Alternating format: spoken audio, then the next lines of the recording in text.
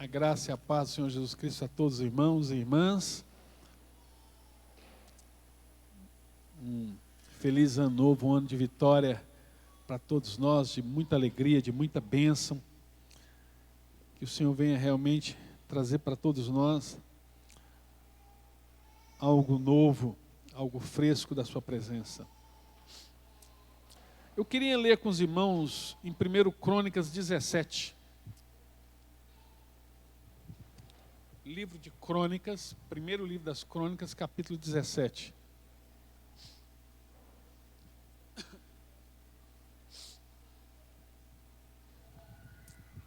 Quero meditar com os irmãos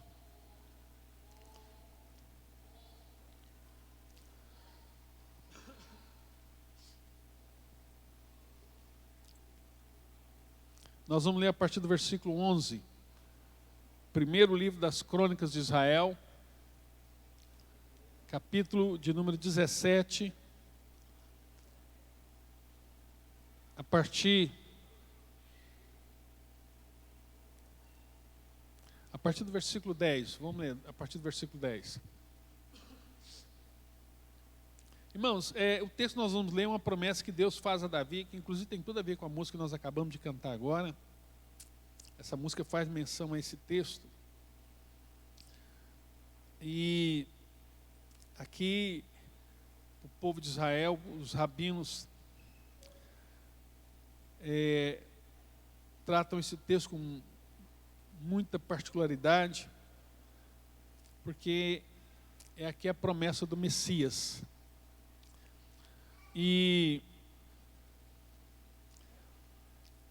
é importante você entender aqui o que a Bíblia está falando.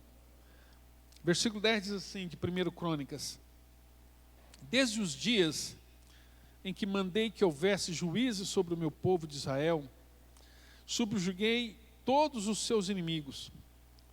Também lhe faço saber que o Senhor fará uma casa para você.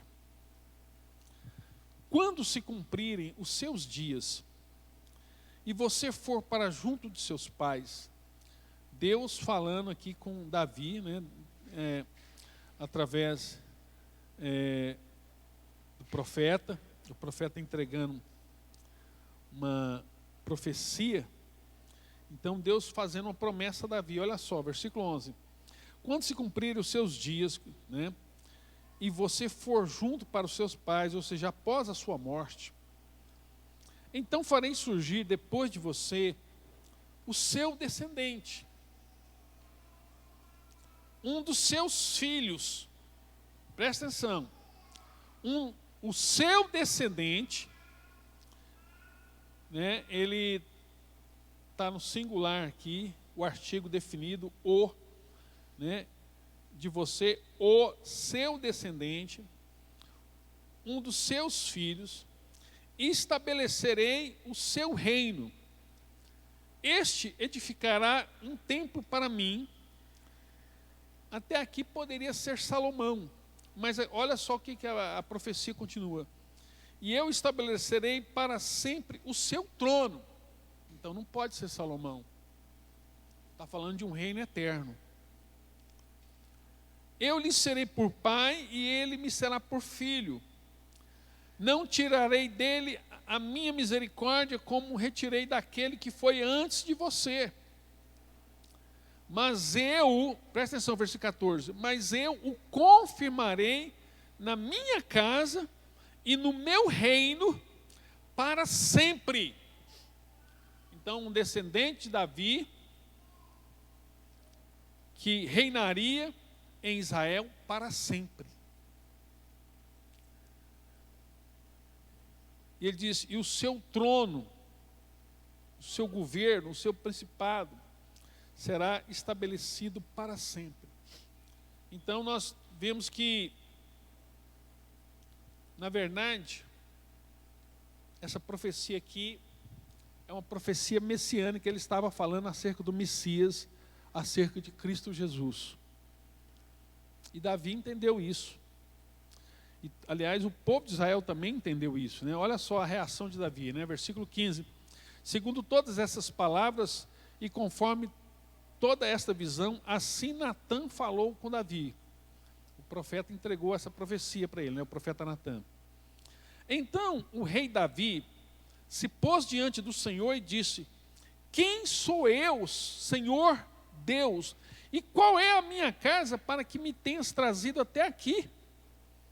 E como se isso fosse pouco aos seus olhos, ó Deus, também falaste a respeito da casa de teu servo, para tempos distantes.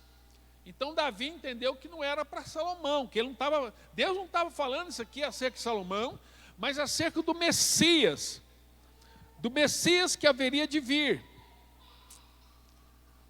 Olha só. E ele diz: e me trataste como se eu fosse um homem ilustre, ó Senhor Deus. Então Davi está aqui, como que se diz assim, estarrecido. Davi está aqui perplexo, diante da promessa que Deus acabou de fazer para ele. Deus falou: olha assim, o Messias será seu filho, será um descendente seu. O Messias que há de vir, ele vai estabelecer o reino, e ele reinará com justiça para todos sempre. Ele vai derrotar todos os exércitos inimigos, é o que ele está falando aqui, né? No versículo 10. Ele estabelecerá um reino, e um reino que jamais terá fim. Davi ouve essas palavras e fica perplexo com a promessa que Deus está falando para ele. No versículo 18 ele diz: que mais ainda te poderá dizer Davi a respeito das honras feitas a teu servo? Ó Senhor, por amor de teu servo e segundo o teu coração, fizeste toda essa grandeza para tornar conhecida essas grandes coisas. Senhor, não há ninguém semelhante a ti, e não há outro Deus além de ti, segundo tudo o que nós mesmos temos ouvido. Quem há como o teu povo Israel, gente única na terra, a quem Deus foi resgatar para ser o seu povo, fazendo para ti mesmo um nome com essas grandes e tremendas coisas, desterrando as nações diante do teu povo que resgataste do Egito.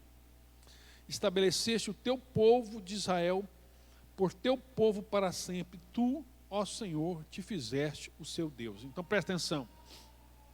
Vamos entender aqui, resumindo. O Messias viria,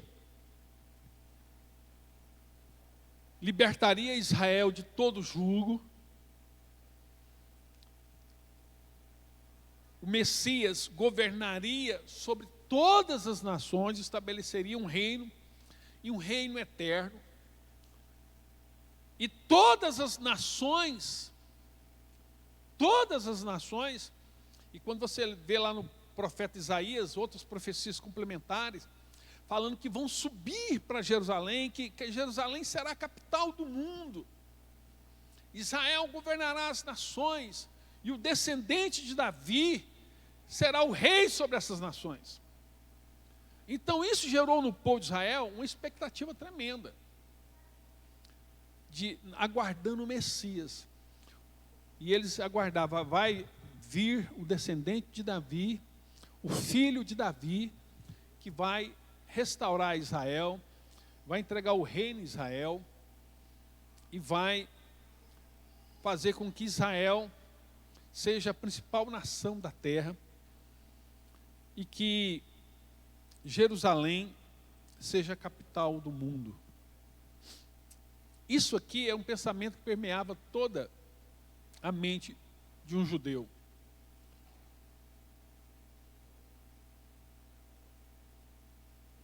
Isso aqui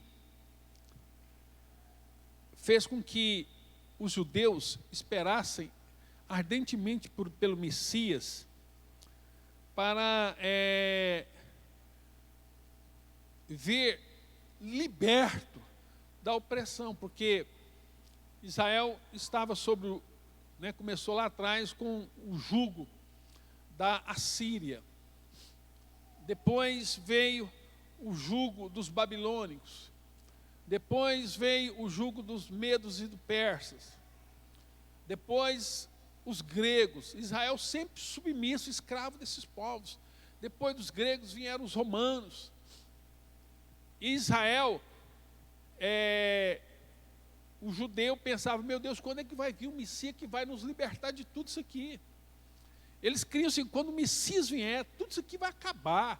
E nós vamos ocupar o lugar de destaque, nós vamos reinar, nós vamos prevalecer. Quando Jesus nasce,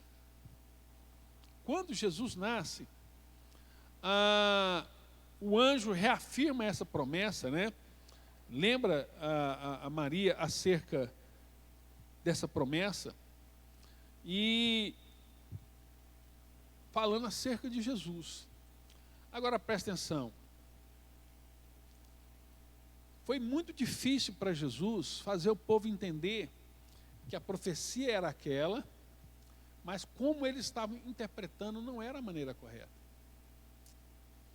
Então, mas todo mundo interpretava porque era o que se dizia. Então, quando Jesus nasceu, e os reis magos, os reis vieram adorá-lo, né? Os sábios vieram adorá-lo, e eles falam isso para Herodes, lá em Mateus 2, falam, o rei que vai governar, e que vai dominar, e que vai ser o rei dos reis e senhor dos senhores. Herodes pensa o quê? Vou matar esse cara. Esse cara vai me derrubar, esse cara vai tomar meu lugar,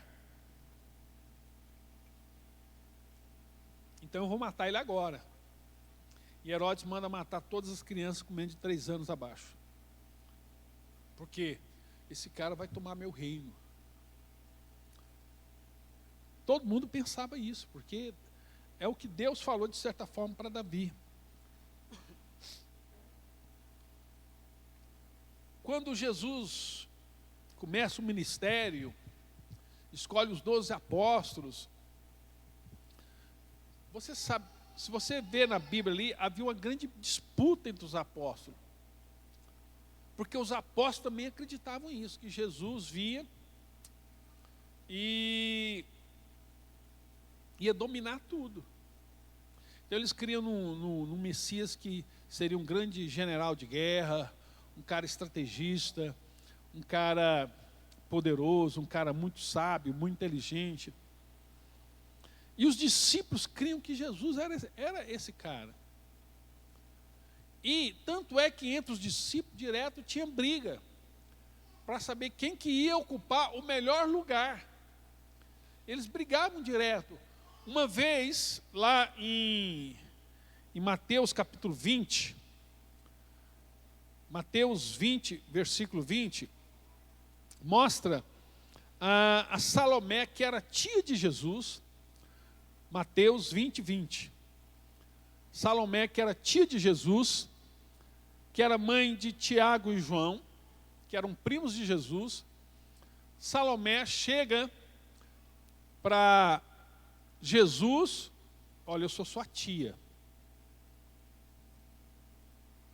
E olha o que ela fala. Então se aproximou de Jesus a mulher de Zebedeu, com seus filhos, e adorando-o, pediu-lhe um favor.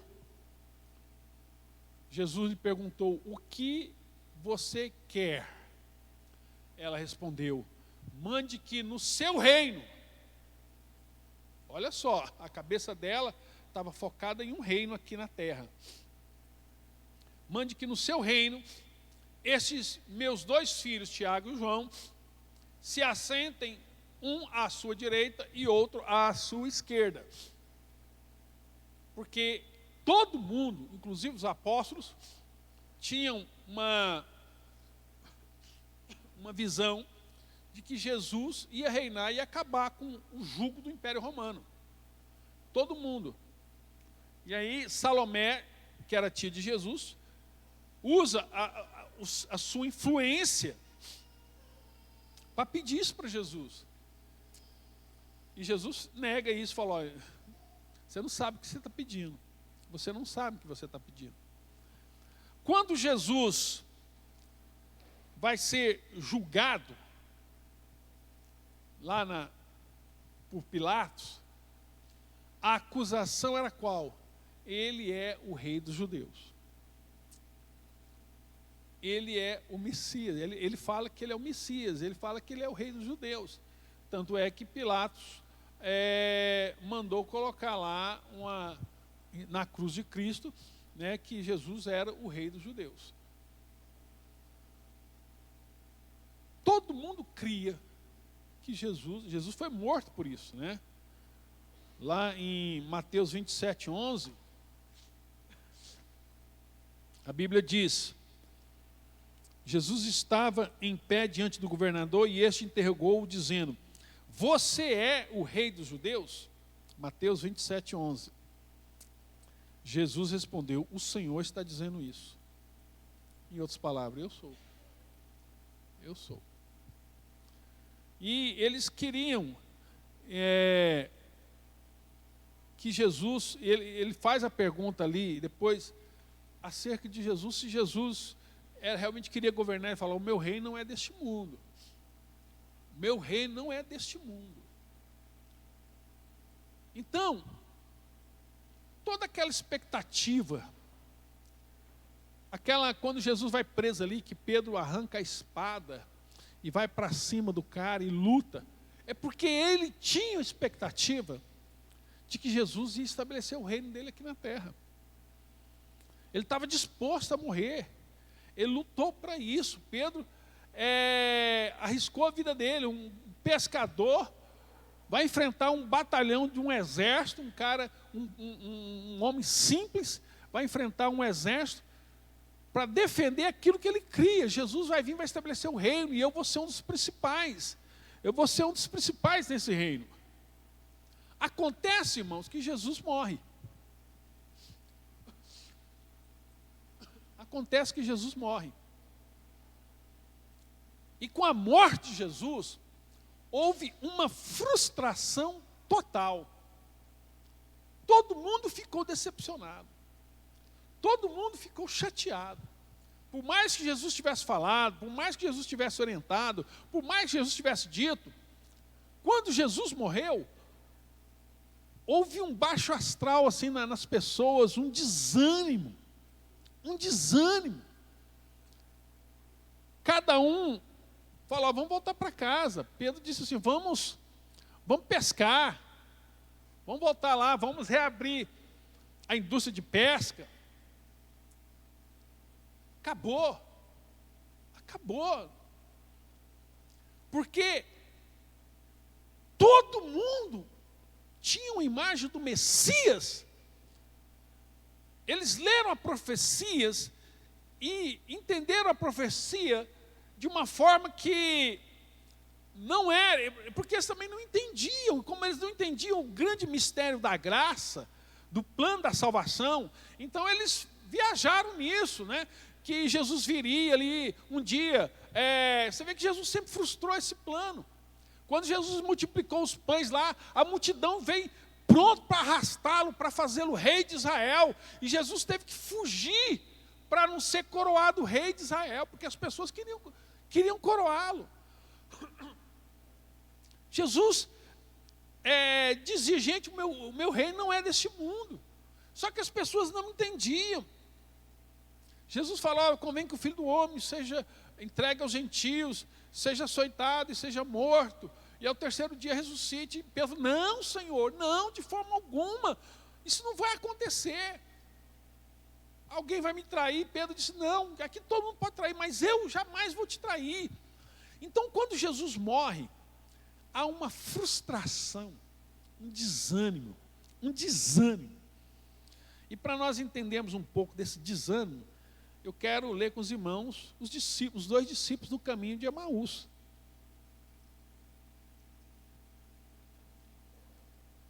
Emaús era como se fosse Caldas Novas aqui para Goiânia. Era uma região de águas termais, de águas quentes, igual Caldas Novas. Os caras ficaram tão chateados, Vamos para Caldas Novas. Está todo mundo chateado. Todo mundo decepcionado com Jesus. Todo mundo estava decepcionado.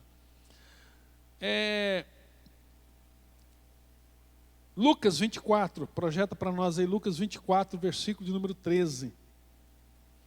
Vamos ver o que estava acontecendo com os discípulos, né? Lucas 24, o discípulo no caminho de Emaús, versículo 13. Naquele mesmo dia, aqui no dia que Jesus, no domingo de Páscoa, aqui foi no domingo de Páscoa, viu, irmão? Naquele mesmo dia, 2 discípulos estavam indo para uma aldeia chamada Emaús, que ficava a uns 10 quilômetros de Jerusalém. E iam conversando a respeito de tudo o que tinha acontecido. Enquanto conversava e discutia, o próprio Jesus se aproximou e ia com eles. Porém, os olhos deles estavam como que impedidos de o reconhecer. Então, ele lhes perguntou: o que é que vocês estão discutindo pelo caminho? Jesus entrou na conversa dos 2 discípulos. E eles pararam entristecidos. Olha o que a Bíblia diz. Então, eles pararam entristecidos. Um, porém, chamado Cleopas, respondeu: será que você é o único que esteve em Jerusalém e não sabe o que aconteceu lá nesses últimos dias? Gente, o Cleopas ficou indignado. Cara, aqui na cidade só se fala uma coisa. Todo mundo está reunido falando um assunto. Ninguém fala outro assunto. Será que você veio de outro planeta? Será que você é a única pessoa que não sabe o que aconteceu? Nesses últimos dias, e Jesus lhes perguntou: do que se trata? De que vocês estão falando? Os caras ficam, mas está todo mundo falando disso, gente. Está todo mundo. Onde você vai, as reuniões, os grupos, todo mundo só fala disso, as casas. Eles explicaram, olha só, olha a explicação deles. Aquilo que aconteceu com Jesus o Nazareno, que era profeta, poderoso em obras e palavras, diante de Deus e de todo o povo, e como os principais sacerdotes e as nossas autoridades o entregaram para ser condenado à morte e o crucificaram. O Senado, que tinha poder jurídico, condenou ele. O Senado condenou ele, né? Os fariseus, o Sinédrio, aqueles que tinham poder de julgar, o julgou injustamente. Injustamente ele foi julgado e condenado e foi crucificado. Olha o versículo 21. Aqui é a parte mais importante. Olha o versículo 21. Nós esperávamos que fosse ele quem havia de redimir Israel. Por que eles estavam tristes? Porque eles pensavam que agora o Messias tinha chegado e o Messias traria o governo para Israel. E aqui é uma frustração. Não deu certo. Aquele que nós esperávamos que ia governar, não governou. O Senado o julgou e o condenou. E eles tristes. Ele diz mais: mas depois de tudo isso, já estamos no 3º dia, desde que essas coisas aconteceram. É verdade também, olha só, é verdade também, que algumas mulheres do nosso grupo nos surpreenderam, indo de madrugada ao túmulo e não achando o corpo de Jesus, voltaram dizendo que tinham tido uma visão de anjos, os quais afirmavam que ele vive. Presta atenção, irmãos, eles estavam contando essa história para Jesus e eles não conheciam Jesus, não reconheceram. Eles estavam ali chateados. Como é que vai ser agora? Jesus não vai reinar. Ou nós esperávamos tanto que agora as coisas iam mudar para nós, que as coisas iam mudar, iam melhorar, nós íamos expulsar esses bandidos daqui, esses romanos que nos oprimem, né? Os coletores de impostos, que eram os judeus que traíram, que apoiavam o governo, né? Como é que se diz? Os coletores de impostos, como é que era o nome que era dado a eles? Publicanos, né? Isso. Nós estamos com um bando de traíra aqui no nosso meio, um Senado corrupto, que subornou Judas, e os publicanos, um monte de gente se vendendo ao Império Romano, e eles conversando com Jesus e não reconheceram Jesus. Ainda que as mulheres falaram que o túmulo dele está vazio. E ele diz aqui, 23, e não achando o corpo de Jesus, voltaram dizendo que tinham tido uma visão de anjos, os quais afirmavam que ele vive. De fato, alguns dos nossos foram ao túmulo e verificaram com a exatidão do que as mulheres disseram, mas não viram. Então ele lhes disse: como vocês são insensatos. Olha aqui a resposta de Jesus.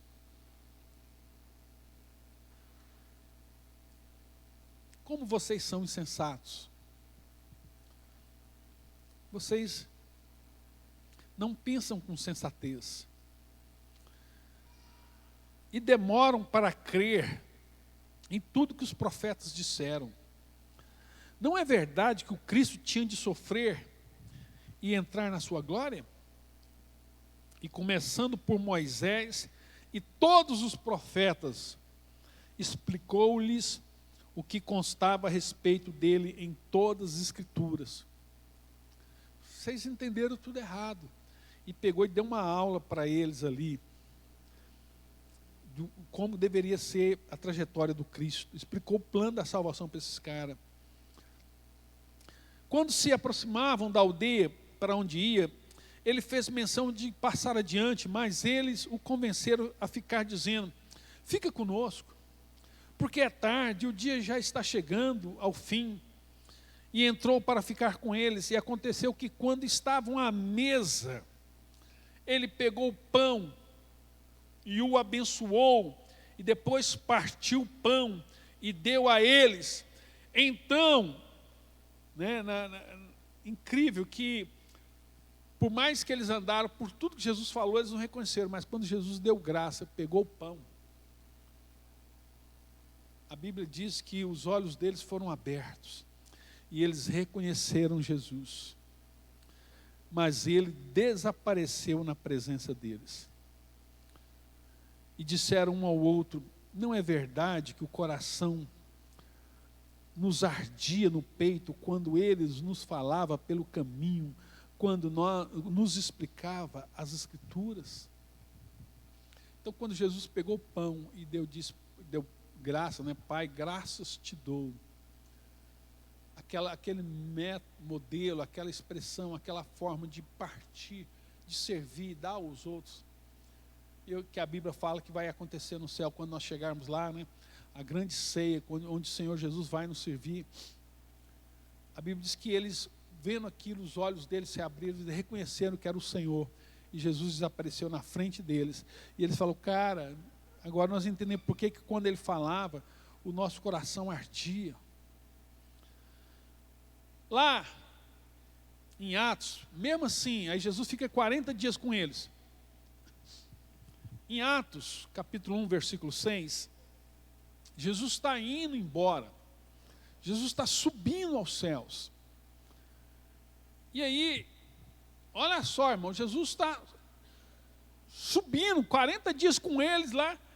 E os caras falam para Jesus assim, Atos capítulo 1, versículo 6. Então, os que estavam reunidos com ele, lhe perguntaram: Será este o tempo em que o Senhor irá restaurar o reino a Israel? Irmãos, Jesus morreu, ressuscitou, passou 40 dias com eles, mas eles não aceitavam. Eles não aceitavam que o reino, a promessa, não era para se cumprir ali ainda naquele dia. Jesus indo embora, Jesus ali, depois desse você vai ver, ele sobe. Os caras, peraí, antes de você subir, só um minutinho, peraí, é agora que o Senhor vai governar, que nós vamos expulsar esses bandidos aqui, os saduceus, os fariseus, o sinédrio, é agora que o Senhor vai estabelecer, os romanos vão embora, é agora que Jerusalém será a capital do universo, é agora que nós vamos ganhar a batalha, é agora que nós vamos vencer. Sabe o que Jesus fala para eles? Esse assunto não pertence a vocês. Olha o versículo 7. Olha lá, 6, né? Será este o tempo em que o Senhor irá restaurar o reino de Israel? Versículo 7. Jesus respondeu: não cabe a vocês conhecer o tempo ou a época que o Pai fixou pela sua própria autoridade. Isso aí é uma coisa que Deus determinou. É uma coisa que Deus determinou. E se Deus determinou... Irmão, a história não acontece. Eu falo isso aqui direto para os irmãos. A história não acontece por acaso. As coisas não estão acontecendo no mundo, tudo que está acontecendo no mundo, não está acontecendo por acaso. Deus, muitas pessoas pensam que Deus, ele é onisciente e que a onisciência dele é para assim, ele olha para a gente, ele vê o nosso futuro, ele tem esse poder de poder conhecer o futuro, e ele conhece o futuro, e aí ele olha para o futuro, é assim que vai ser. Não, então quando isso acontecer, eu vou ter que fazer assim, eu vou ter que fazer assado. Então, como se Deus fosse um reagente. A história acontece, Deus tem o poder de conhecer o que vai acontecer, e Deus fala, irmão, isso não existe. Não é isso que as pessoas, a maior parte das pessoas pensam que onisciência é isso não é onisciência. Isso não é onisciência.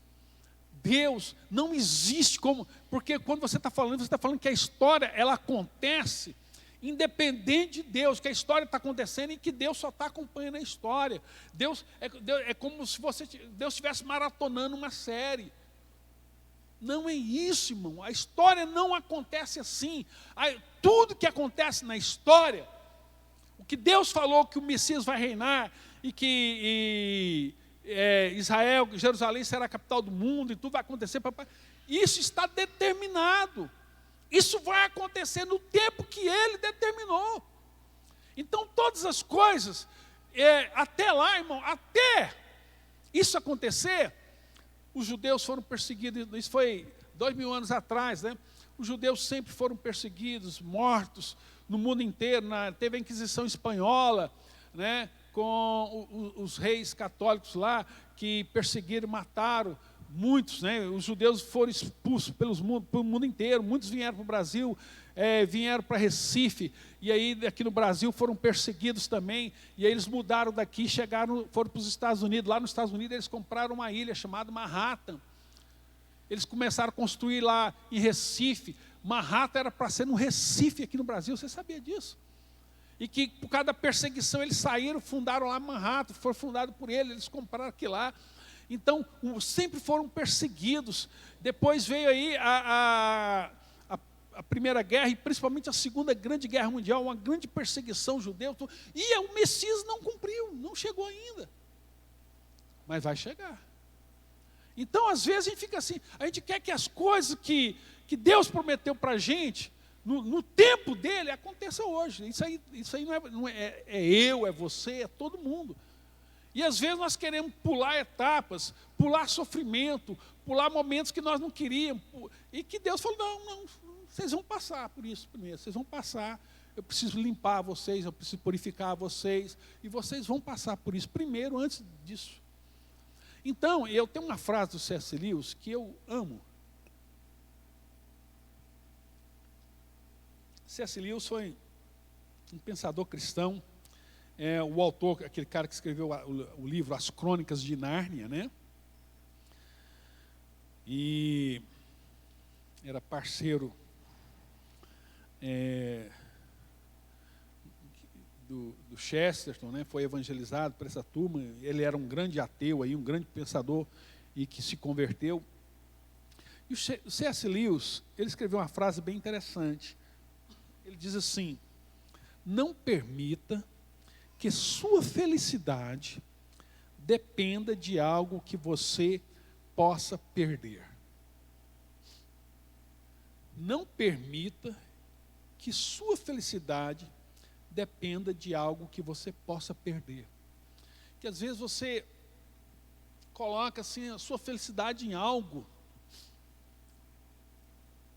para você só é aquilo, só serve isso. Vamos pegar, por exemplo, um carro. Né, um exemplo, às vezes é um carro. Você coloca ali a sua felicidade, o seu projeto de vida, tal. E aí, irmãos, aquele carro capota, perde. E por alguma razão, o seguro não vai cobrir, você perdeu. Aí o mundo acabou para você. Então, tem tantas coisas que são assim, né? Coisas materiais, coisas que você pode perder. A sua felicidade não pode estar em algo que você pode perder, mas naquilo que você não pode perder, naquilo que ninguém pode arrancar de você.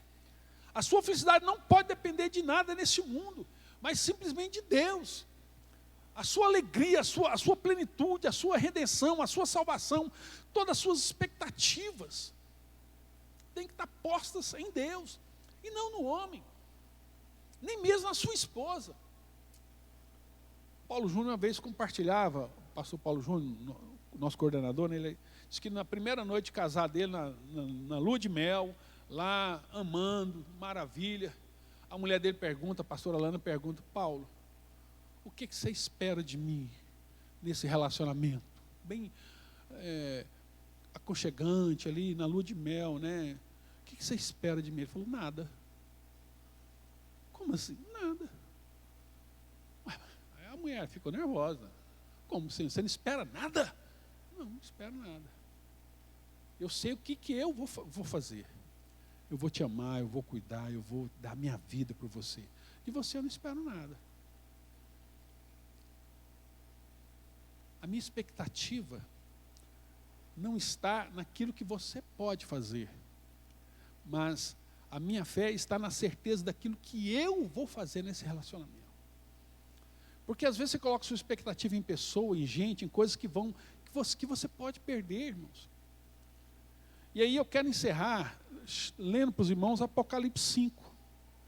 Livro de Apocalipse, capítulo de número 5.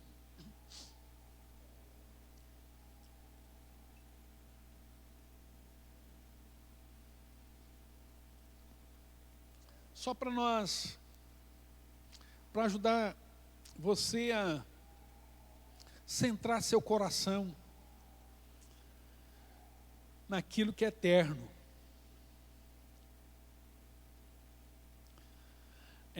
Versículo 1 diz assim, vamos ler o capítulo. É uma leitura um pouco lenta, extensa, mas ela é relevante, eu creio que ela é relevante. Apocalipse 5, a partir do versículo 1. Vi na mão direita daquele que estava sentado no trono um livro em forma de rolo, escrito por dentro e por fora e selado com 7 selos. Vi também um anjo forte que proclamava com voz forte: quem é digno de quebrar os selos e abrir o livro? Ora, nem no céu, nem sobre a terra, nem debaixo da terra, ninguém podia abrir o livro, nem mesmo olhar para ele. E eu chorava muito porque ninguém foi achado digno de abrir o livro, nem mesmo de olhar para ele. Então um dos anciãos me disse: não chore, eis que o leão da tribo de Judá, a raiz de Davi, venceu para quebrar os 7 selos e abrir o livro. Então vi no meio do trono e dos 4 seres viventes e entre os anciãos em pé um cordeiro que parecia que tinha sido morto. Ele tinha 7 chifres, quer dizer, todo o poder, bem como 7 olhos, que são os 7 Espíritos de Deus, né? Que está lá em Isaías 9, Espírito de sabedoria, a plenitude de Deus, então a onisciência, a onipotência. E ele diz assim, 7 Espíritos de Deus enviado por toda a terra. O Cordeiro foi e pegou o livro da mão direita daquele que estava sentado no trono. E quando ele pegou o livro, os 4 seres viventes, os 24 anciãos, se prostraram diante do Cordeiro, e tendo cada um deles uma harpa e taças de ouro cheias de incenso, que são as orações dos santos, né? As orações que os santos fazem, que sobem à presença de Deus. E ele pegou aquele incensário e cantava um cântico novo, dizendo: digno és de pegar o livro e de quebrar os seus selos, porque foste morto, e com o teu sangue compraste para Deus os que procedem de todo tribo, língua, povo e nação. Para nosso Deus o constituíste reinos e sacerdotes. Aquelas pessoas que o Senhor comprou, o Senhor fez dele reis e sacerdotes. E eles reinarão sobre a terra. Presta atenção. Presta atenção. Vou repetir o versículo 10. Vou ler o 9, né? O digno és de pegar o livro, de quebrar os selos, porque foste morto e com teu sangue comprastes para Deus os que procedem de toda tribo, língua, povo e nação. Quem se encaixa aqui nesse grupo? Levanta a mão. Todo povo, tribo, língua e nação foi comprado. Quem foi comprado pelo sangue de Jesus aqui? Levanta sua mão e diga: eu. Amém. Então ele está falando de nós. Para o nosso Deus o constituíste reinos e sacerdote. E você reinará com o Cordeiro sobre toda a terra. Sobre toda a terra. Não é sobre Goiânia, Goiás, não, é sobre toda a terra, sobre todo o universo. Versículo 11: vi e ouvi uma voz de muitos anjos ao redor do trono e dos seres viventes e dos anciãos, cujo número é de milhões e de milhões, de milhares de milhares, proclamavam com voz forte: digno é o Cordeiro que foi morto de receber o poder, a riqueza, a sabedoria, a força, a glória e o louvor. Então ouvi que toda criatura que há no céu e sobre a terra e debaixo da terra e sobre o mar e tudo que neles há, estava dizendo: aquele que está sentado no trono e ao Cordeiro sejam o louvor, a honra, a glória e o domínio para todos sempre. E os 4 seres viventes respondiam: amém. Todos os anciãos se prostraram e adoraram. Então, irmãos, esse livro aqui é o livro da história da humanidade. Esse livro que o Cordeiro pegou aqui é o livro da história da humanidade. E a Bíblia está dizendo que o livro da sua vida, da sua história, da minha história, o livro da nossa história está na mão do Cordeiro. O livro da nossa história está na mão do Cordeiro. Ou seja, ninguém pode tomar das mãos do Cordeiro. A nossa história já está escrita e está determinada. E se você ainda tem dúvida, eu quero ler para você aqui, só para nós encerrarmos aqui, o final. Lá em Apocalipse, no final. Olha só. Versículo, capítulo 19, aquilo que os judeus tanto esperam. Quando Deus está falando para Davi: olha, o meu filho, o Messias, vai construir uma casa. Hoje nós sabemos que essa casa é a igreja, não é paredes. O edifício é a igreja. Quando Jesus olha: eu vou preparar um lugar. Esse lugar é a igreja, é aquilo que está demorando para ser edificado. Capítulo 19 de Apocalipse, eu quero encerrar aqui lendo esse versículo.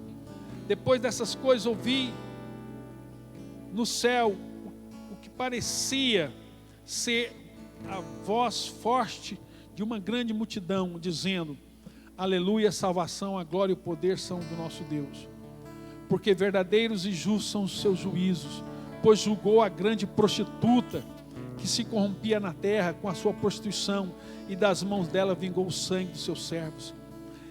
e disseram pela segunda vez, aleluia, e sua fumaça sobe para todo sempre.